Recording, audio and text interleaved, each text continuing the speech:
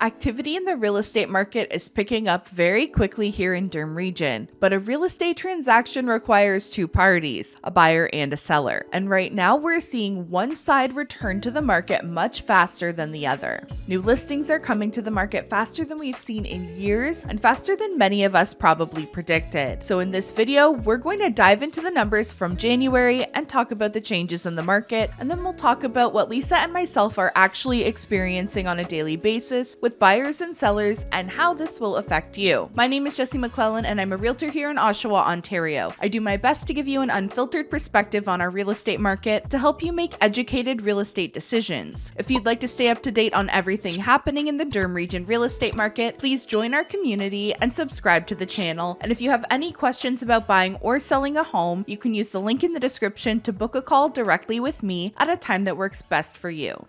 I'll start off with the month-over-month changes and provide some context as I go. During the month of January, Durham region had 489 sales and 1,213 new listings. And yes, you're reading that right, that's a 149% increase in new listings in January when compared to the month of December, and just a 21% increase in the number of sales. It's normal to see listings pick up at a higher rate than sales when we come into the new year. However, this is a much larger spike than we've seen in recent years, and in my opinion, just another sign that the market is continuing to balance out. In recent years, we haven't really seen that big of a jump in new listings until we were much closer to the spring market, usually around mid-February and into March. This year, sellers are a lot more eager to come to market. And based off of historical data and also personal conversations with our clients and colleagues, there's a lot more inventory that's still going to come to the market. Sales saw a little boost as well, but we typically don't see sales really start to pick up until February or March, and I would expect that to be the case this year as well. Active listings also saw a bump, and we ended January with 1,419 listings on the market. Our months of inventory did see a slight drop to 2.9 months of inventory, but that's still a very good spot to be starting the year. You have to go pretty far back in the historical data to find a year where we had over 1,400 active listings and nearly 3 months of inventory in January. Normally, we start the year with a fairly low months of inventory, as it takes a while for listings to accumulate after many of them come off the market in December. Our sales to new listing ratio dropped back down to 40.3%. This is just another tool you can use alongside of a stat like months of inventory to gauge market conditions. If we have a high sales to new listing ratio, we're not building any inventory. If we have a low ratio like in January, that means we're going to accumulate inventory faster. No changes to our average days on market or sale price to list price ratio as of yet, but we'll start to see homes selling a little bit quicker and more of them above asking once sales begin to pick back up as well. And our average price for January was $896,611, a 3.6% drop from December. Compared to previous years, Durham region's real estate market is in a much healthier and more sustainable position.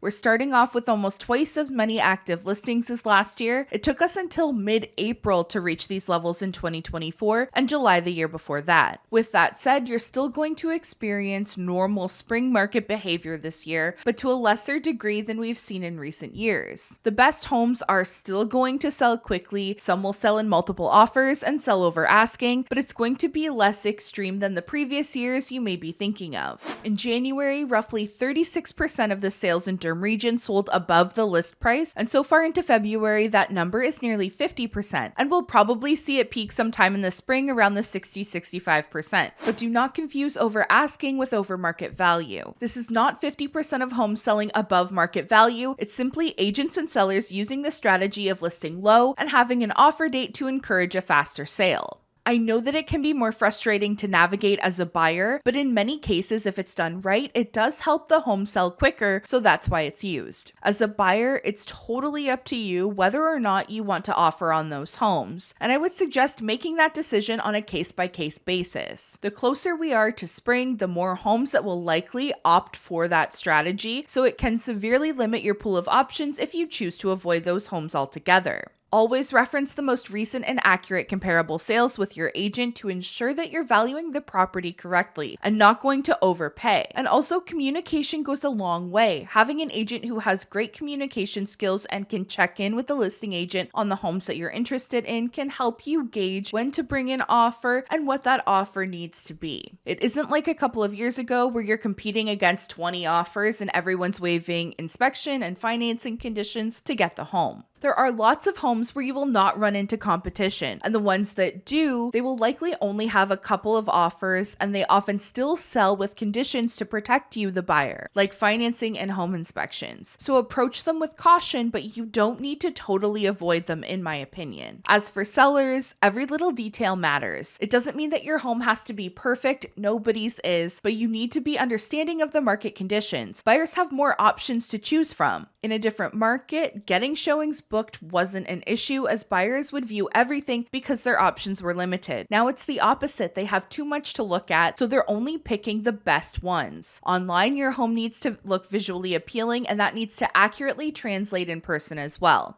Buyers' home searches start online, so you need to be appealing to even get them through the door. But once they're through the door, the experience and first impression has to be there as well. You don't want to have them walk into your front door to a home that has an unpleasant scent or that has lots of little obvious issues all over the place that could have been addressed prior to listing, because that's going to sour their perception right off the bat. Luckily, although there is a lot of inventory that's on the market, you're not actually competing with all of it. There is still a decent amount of homes that are overpriced and not being presented to their best potential. So just getting the basics right with pricing and presentation will put your home above those. But you and your agent need to be on pricing, like your sale depends on it, because it does. Whatever pricing strategy you decide on with your agent, you need to commit to it. One of the biggest mistakes I'm seeing literally every day right now is homes that are listed low and expecting over asking, but they go 1 foot in and 1 foot out. If a buyer, and especially the buyer's agent, can look at your low list price and pull recent comparable sales to justify that low list price, then you're not listed low enough, and you will most likely only receive offers that are below your expectations. For example, I've seen homes that are listed at $599 and holding offers. Then they don't accept an offer and they relist at $650 because that's what they were actually hoping to get on paper. But when you pull comparable sales, the last sale might be around the $625. So a buyer or their agent looking at that priced at $599, they don't know that you want $650, and they probably think you're looking for a quick sale and a full asking price offer is fair.